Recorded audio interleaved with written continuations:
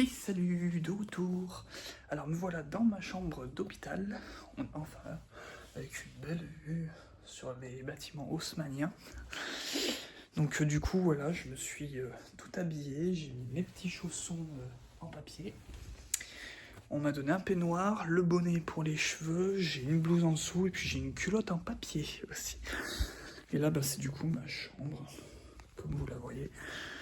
Donc voilà, donc le chirurgien apparemment il était déjà sur une intervention, pourtant il m'avait dit que je serais la première, mais bon apparemment il est déjà sur une intervention, du coup il a du retard, donc je suis obligé d'attendre. En attendant j'ai eu... En fait je suis arrivé, je suis allé à l'accueil, en fait c'était super sympa d'ailleurs, je n'ai pas du tout fait mes genres et tout, c'était cool. Après ouais j'ai dû aller aux admissions, j'ai payé mes frais d'anesthésiste, là, ils m'ont tous donné la facture acquittée et tout. Et ensuite, donc, je suis monté à l'étage, salle d'attente. Il y a l'infirmière qui vient te chercher, donc elle a pris ma tension, puis elle te demande tous les papiers de ce qui est scanner, prise de sang, tout ça. Et elle m'a amené après vers la chambre. Et là, par contre, la chambre, il y a le premier couac. C'est que lors de la préadmission, il te demande en fait la formule hôtelière que tu veux, en fait, ce que tu veux, en fait, au niveau de la chambre. Et en fait, il n'y a rien de ce que j'avais demandé. Parce que déjà, il faut savoir que pour le tarif le plus cher pour la chambre, c'était 300 €, avec douche et télévision. Et moi, j'avais demandé sans télé pour y avoir à 150 €. Parce que, en fait, t'enlèves la télé, ça passe à 150 €.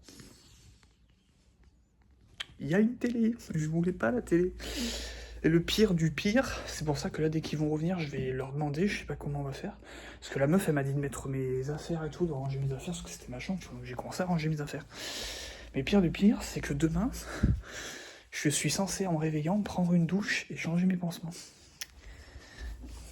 Et il n'y a pas de douche.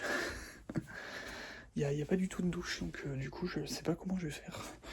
Donc je vais essayer de demander quand ils vont repasser pour savoir si c'est normal ou est-ce que éventuellement c'est grave si j'attends le soir pour changer mes pansements et prendre ma douche. Parce qu'après, en tous les cas, demain soir, je suis rentré chez moi, donc au pire, je vais prendre la douche en rentrant chez moi.